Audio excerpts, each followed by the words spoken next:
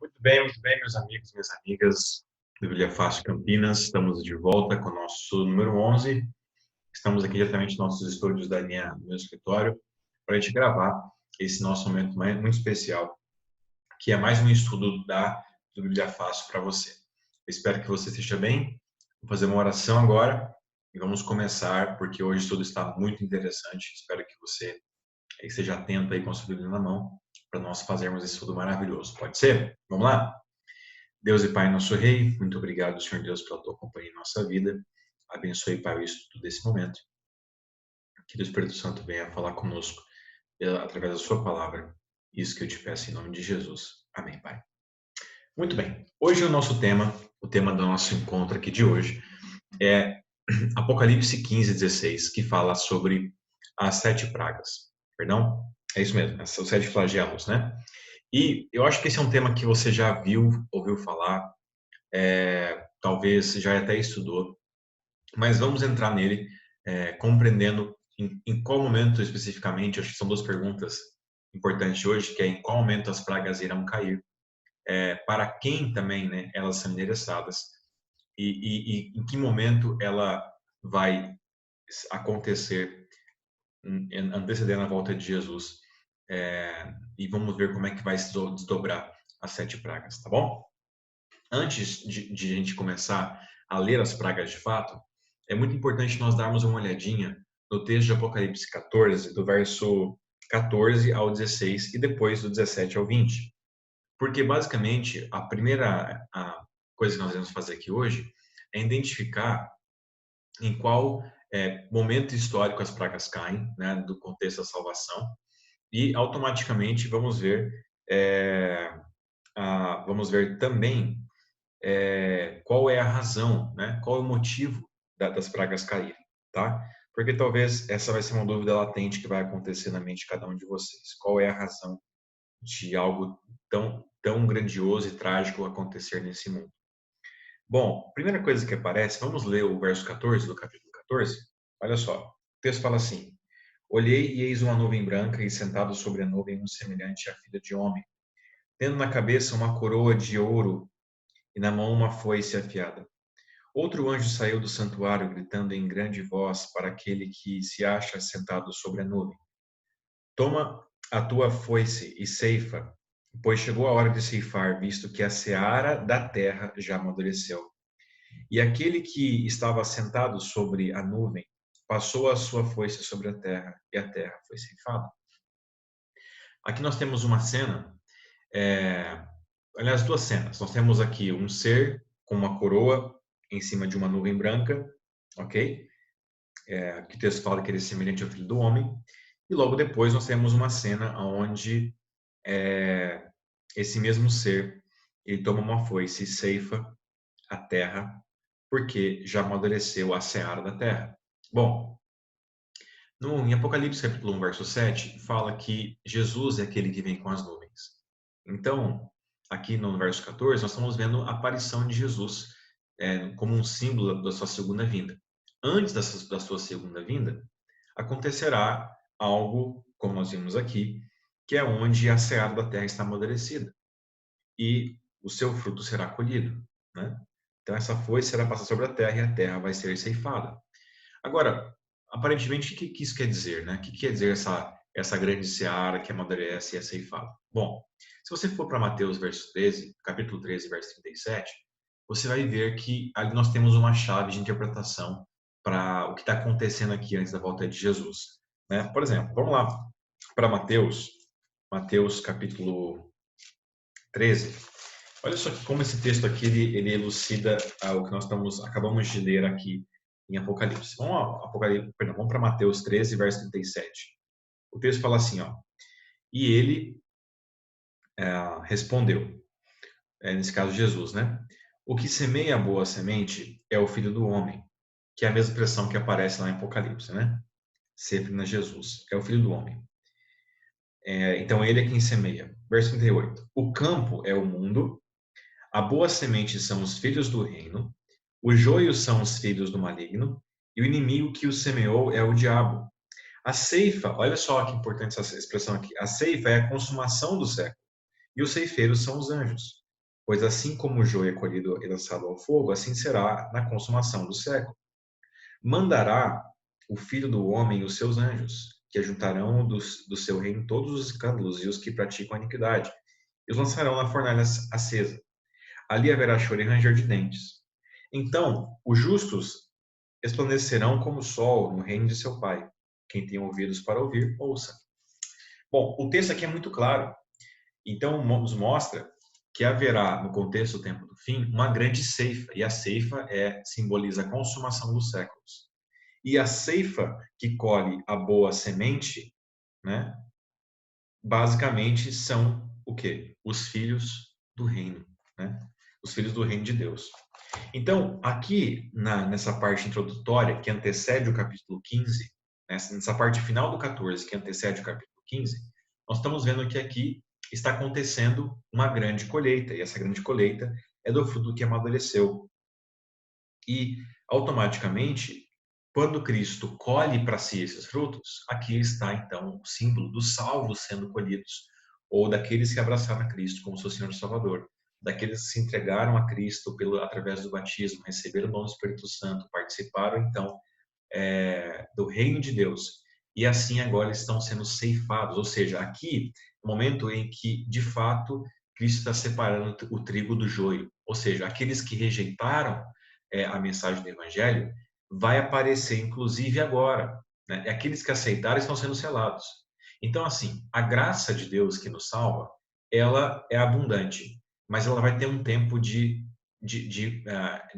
validade, né? Uma hora ela vai cessar. Por quê? Porque uma hora vai haver uma grande colheita, né? Deus fará uma grande colheita.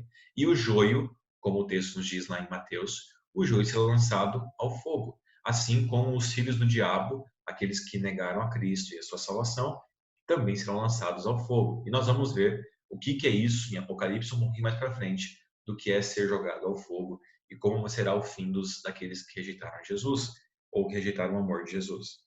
O verso 17 fala assim, ó, agora vamos voltar para Apocalipse 14, vamos para o verso 17 e ver o outro lado da história. O outro lado da história, tá bom? O texto fala assim: Então saiu do santuário que se encontra no céu outro anjo, tendo ele mesmo também uma foice afiada. Saiu ainda do altar outro anjo, aquele que tem autoridade sobre o fogo, e falou em grande voz ao que tinha a foice afiada, dizendo: Toma a tua foice afiada e ajunta os cachos da videira da terra, porquanto as suas uvas estão amadurecidas. Então o anjo passou a foice na terra e vindimou a videira da terra e lançou-a no grande lagar da cólera de Deus. E o lagar foi pisado fora da cidade, e correu sangue do lagar até os freios dos cavalos, numa extremidade de 1.600 estádios. Algumas versões aparecem aqui 300 quilômetros, né? Uma extensão de 300 quilômetros. Já explico essa expressão aqui. Bom, o que eu quero dizer para você é o seguinte, é que se por um lado nós temos aqui no verso 14 a 16, aqueles que estão sendo colhidos por Jesus, né, estão amadurecendo no campo que ele ceifou. Agora, nós temos aqui o outro lado da história, porque o texto fala que essa foice afiada foi ajuntada para juntar os cachos da videira da terra, porquanto as suas uvas estão amadurecidas. Bom, na Bíblia, quem é a videira verdadeira? É Cristo Jesus, certo? Isso é o que ele fala em João, que ele é a videira. No Evangelho de João nós temos claramente isso. E nós fomos enxertados na videira verdadeira, para que assim a gente tivesse a semente do Evangelho, os frutos do Espírito Santo. E em Cristo nós somos mais que vencedores. Cristo é a videira verdadeira. Acontece aqui em Apocalipse, verso 18 e 19, nós vemos que aqui nós temos uma outra videira, que é a videira da terra. E esta videira da terra, entre aspas, não é a videira verdadeira, né? Exatamente porque o texto fala que ela foi vindimada e foi lançada, ou seja, ela foi cortada e ela foi lançada no lagar, no grande lagar da cólera de Deus. Esse lagar aqui, pessoal, remonta ao tempo bíblico, aos tempos bíblicos em que o suco de uva era preparado num espaço chamado lagar. As uvas eram jogadas ali nesse espaço e as pessoas pisavam nesse lugar e por um local específico saía então um suco de uva. Imagina só que delicioso você tomar um suco de uva pisado pelos pés de outra pessoa. Já vinha até fermentado, inclusive, né? Não, brincadeira. Mas Jesus experimentou desse suco aí, inclusive, tá? Então, o suco do pé ali era sensacional. Agora, sabe, gente, o grande ponto aqui é que o texto fala que esse lagar da cólera de Deus é o lagar que foi pisado fora da cidade. Em Apocalipse, a cidade que existe aqui é sempre Jerusalém, ou a Nova Jerusalém, a cidade que simboliza a presença de Deus, a cidade de Deus. E o texto fala que ela acontece fora dessa cidade, né? Em outras palavras, aqui é um símbolo daqueles que não irão pertencer à cidadania da cidade celestial, não farão parte da cidade, pelo fato de que o texto fala que eles são lançados nesse grande lagar, ou seja, serão lançados fora, né, do contexto da salvação. Aqueles que estão na cidade estão salvos, aqueles que estão fora da cidade não estão salvos. E o texto fala assim, então, que o seu sangue percorreu até os freios do cavalo, numa extensão de 300 quilômetros, que, em outras palavras, quer dizer o espaço da Palestina, né? A Palestina tem uma extensão de 300 quilômetros, e aqui apenas é um símbolo do fato de que os ímpios, aqueles que não aceitaram Jesus como seu Senhor e Salvador, eles vão colher da triste consequência da morte eterna, tá? Ou seja, pessoal, essa aqui é uma evidência de que as pragas, elas vão acontecer, elas vão cair após o momento em que os filhos de Deus já estiverem selados, né? Em que os filhos de Deus já estão salvos pela graça de Jesus Cristo, ao mesmo passo que já não há mais espaço para salvação, arrependimento, dentro do contexto da queda das pragas. Nós iremos ver isso mais especificamente aqui, por exemplo, no verso 8 do capítulo 15. Olha o que o texto fala aqui em Apocalipse 15, verso 8. O texto fala assim, ó, o santuário se encheu de fumaça, procedente da glória de Deus e do seu poder, e ninguém podia penetrar no santuário, enquanto não se cumprissem os 7 flagelos dos 7 anjos. Gente, olha só, o texto nos diz que uma grande fumaça preencheu a glória, né, do santuário, o santuário se encheu de fumaça, e basicamente, no contexto do antigo Israel, o santuário se enchia de fumaça no momento em que acontecia o momento da obra da expiação. Uma vez ao ano, o sacerdote fazia esse trabalho. Então, nesse contexto, realmente ninguém podia penetrar o santuário, pelo fato de que ali estava havendo a consumação do perdão dos pecados.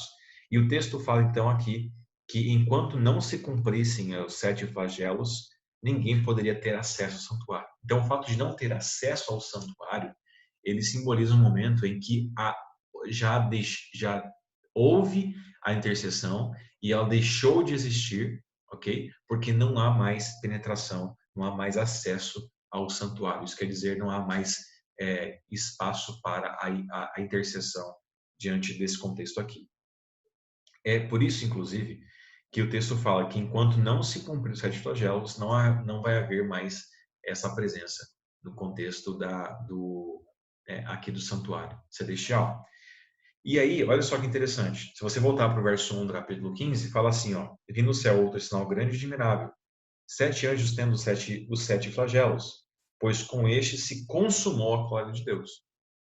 Então, quando o texto fala em consumação da cólera, é o seguinte, são os eventos que terminam, que encerram basicamente a grande obra de redenção e salvação de Deus aqui nessa terra. É a consumação.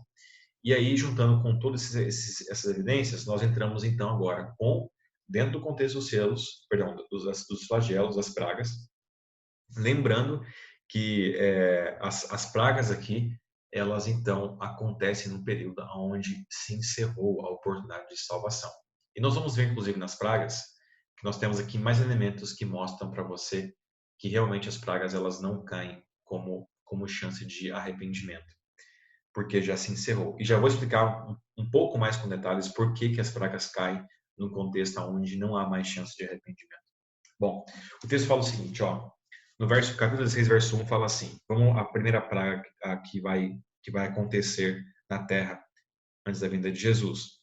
O texto fala assim, ouvi, vinda do santuário, uma grande voz dizendo aos 7 anjos, dizendo, ide e derramai pela terra 7 taças da cólera de Deus. Saiu, pois, o primeiro anjo derramou a sua taça pela terra, e aos homens portadores da marca da besta e adoradores de sua imagem sobreviveram úlceras malignas e perniciosas. Quando você vai ler as pragas, você vai perceber que os flagelos, as taças com os flagelos e as pragas aqui, elas vão ter elementos semelhantes às pragas do Egito, né? Automaticamente a linguagem ela vai se repetir por algumas vezes aqui. Então, por exemplo, quando você se lembra de úlceras, né, malignas e perniciosas, você vai lembrar da sexta praga que caiu no Egito, né, que foi também a mesma coisa. São úlceras que caem, feridas que caíram lá no contexto da sexta praga do Egito. E nós temos aqui também o destinatário dessa primeira praga, né, assim como você vai perceber nas outras pragas. Que quem recebe as pragas são aqueles que adoram e aqueles que têm a marca da besta. Isso também os seus adoradores. Então, aqui nós temos um outro contexto, né, em que as pragas remetem ao contexto do Egito, elas têm esse pano de fundo do Egito, mas ao mesmo tempo elas também não caem para o povo de Deus, assim também como não caiu para o povo de Israel no contexto do Egito. Então, as pragas aqui de Apocalipse, que acontecem antes da volta de Jesus, também respeitam essa mesma lógica. Elas têm um destino, elas destinam sim aqueles que portam a marca e adoram a besta e a sua imagem. Muito bem. Agora vamos aqui para ao segundo flagelo. Lembrando, pessoal, que aqui nós temos, pelo menos conectando com o Êxodo e aqui em Apocalipse, nós temos, acho que, uma evidência clara de que essas pragas são literais, tá? Olha interessante aqui o próximo texto. A segunda praga fala assim: derramou o segundo a sua taça no mar, e este se tornou em sangue como de morto, e morreu todo ser vivente que havia no mar. Você vai se lembrar que essa é uma referência prática da primeira praga que era no Egito, né? Onde Moisés ali com o cajado de Arão ele faz com que as águas tornem-se em sangue. E o texto aqui narra o fato de que essa praga aqui que nós estamos vendo, ela é universal, pois todo ser vivente que havia no mar morreu, né? Então imagine a devastação que isso vai ser. A gente realmente não consegue assim ver a dimensão disso aqui. Mas o texto é específico em dizer que as águas tornaram-se em sangue. As águas do mar tornaram-se em sangue e tem um efeito universal, tá? Então, assim como as pragas do Egito também caíram para todos os egípcios, né? Todos eles sentiram na pele as úlceras e viram a água tornar-se em sangue. Isso também vai acontecer de maneira universal no globo. O texto ainda fala assim, ó. Vamos para o terceiro flagelo, terceira praga. Derramou o terceiro a sua taça nos rios e nas fontes das águas, e se tornaram em sangue. Então ouviu o anjo das águas dizendo: Tu és justo, tu és o que eras, o que és e que eras, o santo, pois julgaste essas coisas, porquanto derramaram sangue de seus santos e seus profetas também sangue lhes deram dado a beber, são dignos disso. Ouvi do altar que dizia: Certamente, ó Senhor Deus Todo-Poderoso, verdadeiros e justos são os teus juízos. Bom, esse contexto aqui mostra para a gente que também nós temos uma conexão com a primeira praga do Egito. Os rios e as fontes das águas tornam-se em sangue, e nós temos mais uma vez a repetição dessa mesma praga, onde conciliando com a primeira e segunda praga, nós vemos ela caindo também para aqueles que adoram a besta e a sua imagem, ou seja, aqueles que estão selados, né, unidos com a trindade falsa, e também um evento que afeta o mundo todo. Muito bem. Vamos para a quarta praga. O texto do verso 8 fala assim: O quarto anjo derramou a sua taça sobre o sol, e foi-lhe dado queimar os homens com fogo. Com efeito, os homens se queimaram com um intenso calor e blasfemaram o nome de Deus, que tem autoridade sobre estes flagelos. E nem se arrependeram para lhe darem glória. Bom, aqui a gente consegue perceber uma intensidade do sol que aumenta, né? Ao ponto de queimar os homens com fogo. Eu não consigo, talvez, te descrever com mais detalhes o que isso quer dizer, mas aqui nós temos no texto uma outra evidência que pode basear o fato de que no fim, nesse momento aqui no fim dos tempos, né, nós temos uma graça que já foi fechada, né, ou que não há mais momento de salvação. Porque o texto aqui fala, essencialmente, que ao receber, ao sentir na pele essa praga aqui, no final do verso 8 fala assim, que eles não se arrependeram para darem glória a Deus. Se você se lembrar, as pragas as 7 pragas aqui de Apocalipse, elas têm muita semelhança com as 7 trombetas também de Apocalipse. Porque basicamente, se você se recordar, as trombetas, elas simbolizam juízos divinos misturados com misericórdia para que os opressores do evangelho, os perseguidores do povo de Deus, eles não tenham mais a força que tinham. Né? Por isso que nós vimos, inclusive, acho que foi estudo 6 ou 7, nós falamos sobre esse assunto. Então você pode voltar um pouquinho e ver lá as 7 trombetas. E você percebe que realmente lá também afeta o mar, afeta as águas, afeta o sol. O simbolismo é o mesmo das 7 pragas, 7 trombetas. Contudo, aqui nós percebemos que no contexto das 7 últimas pragas, não existe uma reação daqueles que estão vivenciando as pragas de uma comoção de coração, um arrependimento. Eles estão realmente decididos a fazer a obra que eles escolheram fazer. Né? A quinta praga, nós temos agora uma referência à nona praga do Egito. Olha só, verso 10.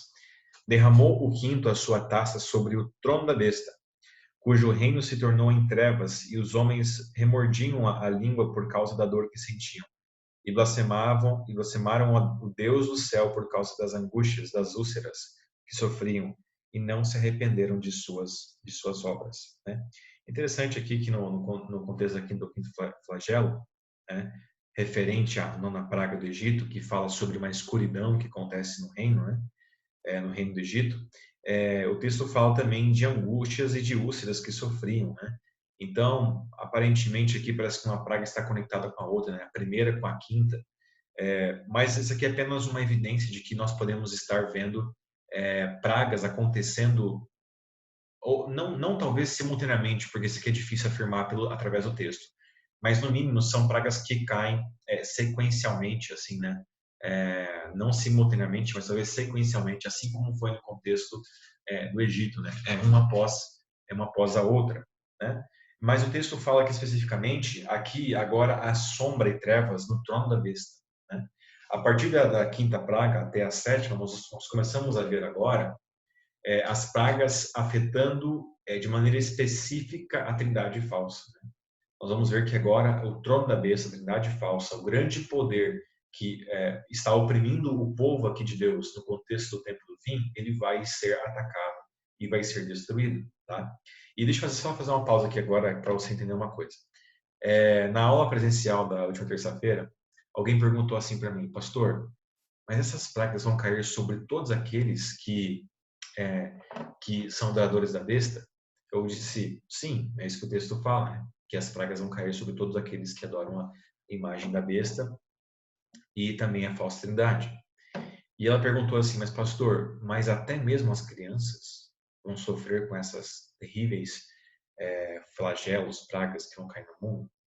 Eu disse para ela, é com muito pesar e com muita dor no coração que eu digo que sim. E aí você vai também se lembrar que no contexto do Egito, também aconteceram pragas que afetaram também toda a população, mas especificamente os primogênitos das famílias dos egípcios. Né? O que é uma cena muito triste, mas realmente é um momento de muita angústia na Terra. E aí você fala assim, mas por que isso está acontecendo? Por que Deus vai ter interesse em ferir crianças ou algo do tipo? Eu diria assim para você que Deus não está interessado em ferir pessoas. Deus não está interessado em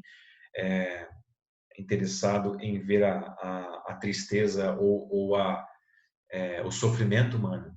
É que nesse contexto aqui, o mundo inteiro de modo geral, ele está aliado, né? Aliado com a falsa trindade, com a besta e a sua imagem. E esse poder, aqui nesse contexto especificamente das 7 pragas, eles estão fazendo uma grande oposição, uma grande perseguição àqueles que são fiéis a Deus e têm o sinal da marca de Deus. Então, nesse contexto aqui, Deus ele intervém na terra com as 7 pragas, não é para ver o sofrimento humano, mas é para que esse grande poder que está no mundo buscando eliminar o povo de Deus e subverter na verdade, minar, destruir o povo de Deus, ele cesse, ele perca a sua força. Então, Deus irá fazer com que a grande trindade falsa e todos os seus adoradores cessem essa obra maligna e diabólica de perseguição aos cristãos, assim como foi no contexto das trombetas, mas agora de maneira definitiva e final. Deus realmente vai enviar as 7 pragas para que cesse, para que termine, para que a trindade falsa, junto com o seu líder, né, o Satanás, o diabo, faça com que os povos e as nações que beberam da falsidade, do engano do diabo, eles cessem de fazer uma grande obra de perseguição, de opressão e de injustiça e morte com relação aos cristãos, aqueles que levantaram a bandeira do evangelho. Então, até aqui, inclusive, nós temos um momento aqui nas pragas, né, que há um grande louvor a Deus, né? Se você pegar o verso 5, 6 e 7, aqui do capítulo 16, você vai perceber, você vai ver que há um louvor a Deus, né? E basicamente esse louvor aqui, você percebe que tem elementos de pessoas que estão sendo perseguidas. Então eu vou ler para você aqui, o texto fala assim, ó: então ouvi o anjo das águas dizendo: tu és justo e tu és o que és e que eras o santo, pois julgaste estas coisas, porquanto derramaram sangue dos santos e de profetas, também sangue lhes tens dado a beber, são dignos disso. Ouvi do altar que se dizia: certamente ó Senhor Deus Todo-Poderoso, verdadeiros e justos são os seus juízos. Para mim, esse aqui é um texto claro que mostra basicamente que esse louvor vem daqueles que estão sendo perseguidos, sendo mortos, sendo oprimidos. E aqui não é só adultos, tá? Aqui nós temos também bebês, crianças, que também estão sofrendo com essa grande perseguição dessa falsa trindade, desse poder diabólico no tempo do fim. Então, as pragas, elas caem no contexto onde Deus vai cessar essa grande obra da maldade, desse império do mal, regido pelas nações, pelos reis que se apostataram, pelos governos que se aliaram à trindade falsa e estão operando grande matança nesse mundo.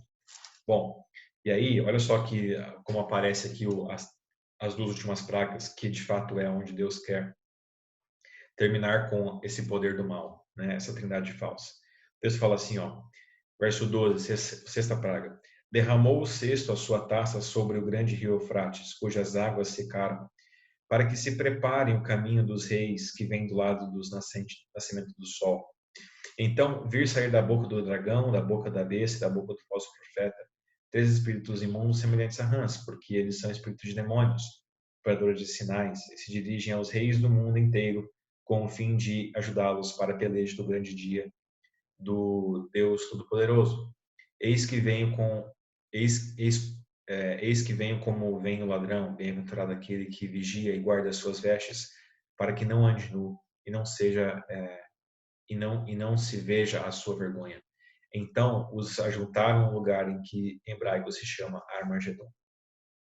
Bom, nós inclusive já vimos um pouquinho do contexto no estudo passado, né? Quando nós falamos sobre Apocalipse 13, né? E nós vemos aqui, mais uma vez, a falsa trindade sendo atacada, né? Quando você olha para o texto, você percebe que há uma linguagem aqui que remete ao Antigo Testamento, que fala sobre que essa taça, ela cai, né? Derramou a sexta taça sobre o grande rio Eufrates, cujas águas secaram. Bom, essa menção aqui ao rio Eufrates, pessoal, ela aparece no contexto histórico quando a grande Babilônia foi derrotada pelo Império Persa, né? Medo-Persa, acho que Império Persa, na verdade, tá? Se eu não estiver enganado.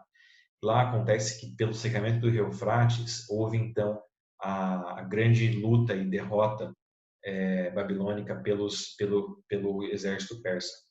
Então, a ideia do grande rio Eufrates secando, ela remonta à derrota histórica da Babilônia histórica, lembrando que agora esse grande movimento de engano nesse mundo é chamado de a Grande Babilônia, tá? Nós vimos aqui, inclusive, em alguns versos anteriores, em que nós vimos na segunda mensagem angélica, né, que esse grande poder político e religioso do tempo do fim, que é um grande opressor do povo de Deus e do Evangelho, é chamado de a Grande Babilônia. Está no capítulo 14, verso 8, tá? É onde aparece a primeira vez essa expressão da Grande Babilônia. E aqui nós aparecemos, então, mais uma vez, essa expressão da Grande Babilônia sendo destruída, e o texto fala que ela busca, então, os seus aliados, mas, contudo, Deus ele vai, então, fazer guerra contra esse grande poder, com a trindade falsa, com os reis que foram seduzidos, né?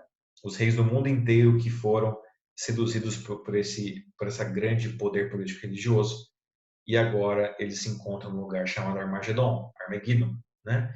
Lembrando a vocês que Armageddon a palavra quer dizer um monte de Megiddo, que quer dizer o monte de Megiddo é o Monte Carmelo, e o Monte Carmelo é onde aconteceu a vitória de Deus através do profeta Elias diante dos adoradores de Baal, né? Ou seja, aqui nós estamos realmente no conflito espiritual, e aqui a ideia da batalha de Armagedon é a batalha para provar quem é o Deus verdadeiro. Então, nesse contexto aqui, vai haver uma ação divina para mostrar quem é de fato o Deus verdadeiro. Muito bem.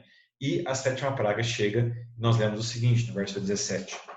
Então derramou o sétimo anjo a sua taça pelo ar, e saiu grande voz do santuário, do lado do trono, dizendo: feito está. E sobrevieram relâmpagos, vozes e trovões, e ocorreu grande terremoto, como nunca houve igual desde que há gente sobre a terra. Tal foi o terremoto, forte e grande. E a grande cidade se dividiu em 3 partes, e caíram as cidades das nações. E lembrou-se Deus da grande Babilônia para dar-lhe o cálice do vinho do furor da sua ira.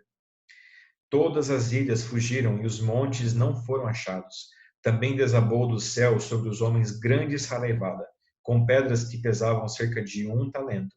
E por causa do flagelo da chuva de pedras, os homens blasfemaram de Deus, porquanto seu flagelo era sobremodo grande. Muito bem. Aqui nós temos, pessoal, uma cena realmente de arrepiar, né? É uma cena assim catastrófica, né? Porque o texto fala de relâmpagos, vozes, de um grande terremoto como nunca houve antes, né? E aí o texto fala que esse terremoto, melhor, tudo está acontecendo aqui, né? Aqui em Apocalipse 17 a 21, fala sobre né, montes e ilhas que fogem, o céu está desabando, grandes chuvas de pedras e por aí vai, né? Chuvas de pedras que aqui fala de cerca de 1 talento, que simboliza 36 quilos, né? É uma coisa bastante assustadora. E o texto aqui, basicamente, está falando para nós, pessoal, de uma cena realmente de juízo, né? Quando aparece essa ideia de vozes, trovões, relâmpagos, né? Quando você vai comparar elas, tanto em Apocalipse quanto no contexto dos evangelhos, né? Onde mostra as cenas à volta de Jesus, são cenas em que aparecem essa ideia de vozes, trovões, relâmpagos, terremoto. E tem uma expressão aqui muito interessante que fala sobre essa voz que sai do santuário, do trono, né, dizendo que está feito. E essa expressão, a expressão está consumado, que é a mesma de Jesus, lá no contexto da sua morte, né?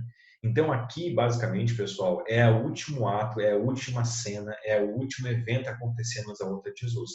Esse evento está acontecendo como juízo, ou seja, ali Cristo vem para realmente levar os seus para o céu e deixar na terra aqueles que não foram salvos.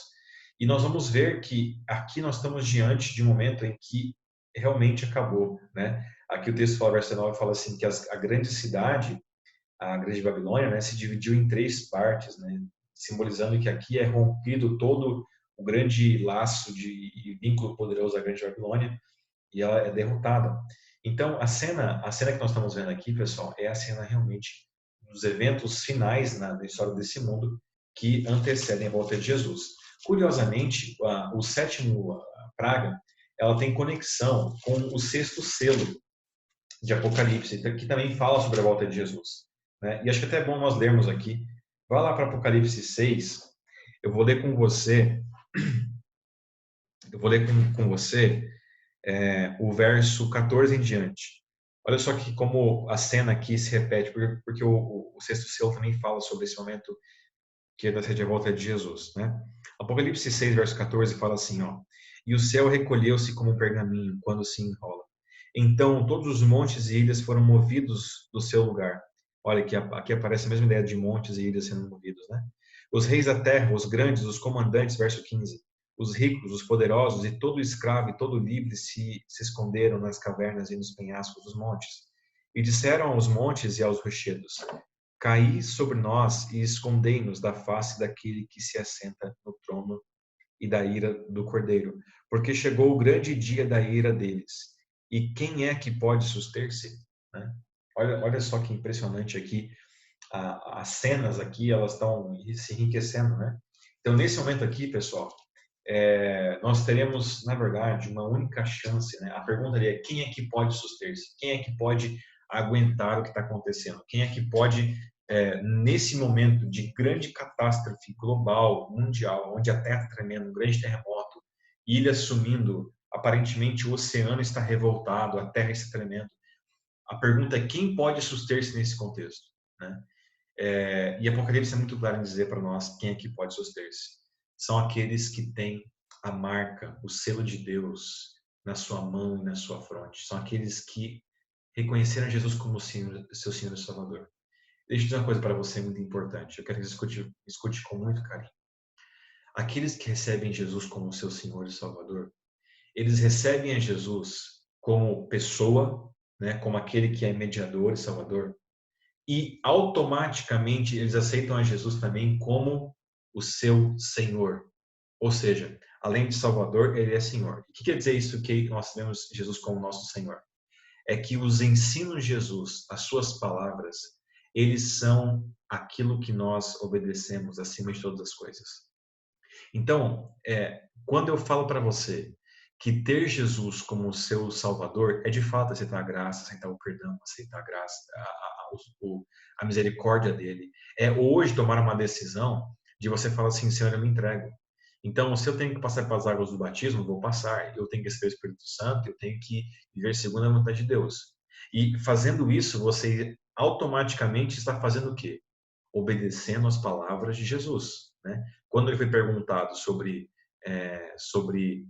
o que nós devemos fazer para ser salvos, né? Aliás, quando Pedro foi perguntado sobre isso, ele falou: olha, você tem que se batizar, receber o Espírito Santo, e você tem que caminhar nos caminhos de Jesus Cristo. Ele é o caminho, ele é a verdade, ele é a vida. Então, quando eu falo para você que a nossa única proteção em relação a tudo que vai acontecer daqui para frente, até a volta de Jesus, é você ter Jesus como seu Senhor e Salvador e aceitar que as palavras de Jesus são os nossos ensinamentos de vida. As palavras e ensinos de Jesus são para ser praticados por mim e por você, entende? Então, aceitar Jesus como o meu Senhor é aceitar que os seus ensinos são os ensinos que orientam a minha vida. As palavras de Jesus são as palavras que orientam a minha vida.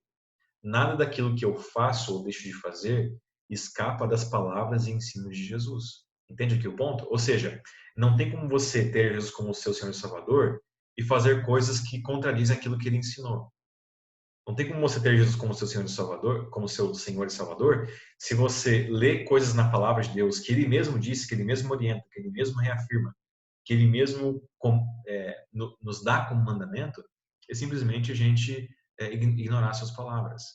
Então é nesse ponto que eu convido você a ser cada vez mais fiel às palavras de Jesus, fiéis a seus ensinos, fiéis à palavra de Deus. Aliás, Ele, através também do Espírito Santo, inspirou para nós esse texto bíblico, essa palavra de Deus, entende? Então, nesse contexto, ele é o nosso grande pastor. Ele é quem nos orienta, quem nos guia em cada um dos passos. Então, o meu convite para você é que, primeiramente, aceite ele como teu Senhor e Salvador, né? Perdão, como teu Salvador. Receba, então, nesse caso, o batismo, receba o Espírito Santo e cele no seu coração Jesus como o teu grande Salvador. Mas, ao mesmo tempo, escute, ouça e obedeça os ensinos e as palavras de Jesus que nós vemos aqui na palavra de Deus. Isso é essencial para você se proteger diante dos grandes ataques do inimigo, diante dos os grandes enganos que vão surgir no tempo do fim. Permaneça fiel e obediente às palavras de Jesus, enquanto Ele é o teu Salvador, porque somente a graça nos salva. Eu queria encerrar essa nossa reflexão e nosso estudo aqui com uma pequena reflexão, uma pequena meditação, né, em cima de uma coisa curiosa que aparece aqui em Apocalipse. E aí eu já encerro para você e deixo isso para você meditar. O texto que nós lemos no comecinho do capítulo 15, antes de começar as pragas, nós vemos aqui um texto bem interessante, muito bonito, que é o texto que fala do verso 2 até o verso 2, 3 e 4, aparece o Cântico de Moisés. Curioso isso aqui, né? O Cântico de Moisés, no Êxodo, ele também aparece, só que ele aparece num contexto um pouco diferente do que aqui em Apocalipse. Há uma diferença essencial entre o Cântico de Moisés que aparece em Êxodo e o Cântico de Moisés que aparece aqui em Apocalipse. Eu vou ler com você primeiro o Cântico, depois eu te falo qual que é a diferença. O Cântico fala assim, ó. Vi como que um mar de vidro mesclado de fogo, e os vencedores da besta, da sua imagem, e o número do seu nome, que se achavam em pé no mar de vidro, tendo harpa de Deus, e entoavam o cântico de Moisés, servo de Deus, e o cântico do Cordeiro, dizendo: Grandes e admiráveis são as tuas obras, Senhor Deus Todo-Poderoso. Justos e verdadeiros são os teus caminhos, ó Rei das Nações. Quem não temerá e não glorificará o teu nome, ó Senhor? Pois tu és santo, por isso todas as nações virão e adorarão diante de ti, porque os teus atos de justiça se fizeram manifestos. Nesse contexto aqui, aqueles que estão selados com Deus, aqueles que obedecem aos mandamentos de Deus, aqueles que têm a fé de Jesus, eles agora estão celebrando, eles estão cantando, eles estão realmente louvando a Deus pelas suas ações. Acontece que lá em Apocalipse, perdão, em Êxodo, o Cântico de Moisés, sabe quando é que ele aparece? Ele aparece depois que as pragas caíram do Egito. Aliás, aparece inclusive depois que eles passaram o Mar Vermelho, né? Lembra que eles estão naquele contexto ali da perseguição do exército egípcio, né? E o mar está ali na frente deles, eles estão vivendo uma angústia tremenda ali. E aí o mar se abre, eles passam no Mar Vermelho, né? Ou seja, passam as pragas, passam o Mar Vermelho, então vem o Cântico de Moisés. Eles celebram a vitória, a libertação da opressão do Império Egípcio. No contexto de Apocalipse é um pouco diferente. O louvor, o cântico de vitória, o cântico de redenção, esse cântico aqui que fala sobre quão justos e verdadeiros são os caminhos de Deus, que é o Rei das Nações, ele vem, sabe quando? Ele vem antes das pragas caírem. Os salvos cantam esse cântico, eles louvam a Deus, estão em paz com Deus antes das pragas caírem nesse mundo. E sabe o que me chama a atenção? O que me chama a atenção é que talvez não foi assim mera coincidência que isso aparece. Mas eu tenho a impressão que aqueles que estão vivendo antes da volta de Jesus e que vão viver nesse período que antecede a caída das 7 pragas, que é a volta de Jesus, esses são aqueles que têm tanta confiança e tanta certeza, mas é tão certo a salvação em Jesus Cristo, é tão certa a vitória com Ele, que nós podemos celebrar e cantar desde agora o cântico da redenção e da salvação em Jesus Cristo. Amém por isso? Eu posso cantar esse cântico a partir de hoje. Eu posso cantar que meu Deus é meu Salvador, Ele é meu Redentor, Ele me salva, Ele é verdadeiro e puro, justo, Ele é bom, antes que as pragas caiam.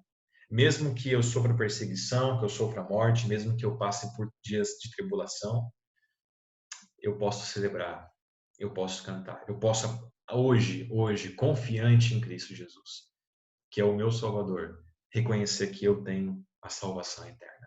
Eu tenho a salvação. Por isso que eu convido você a tomar esses passos de decisão.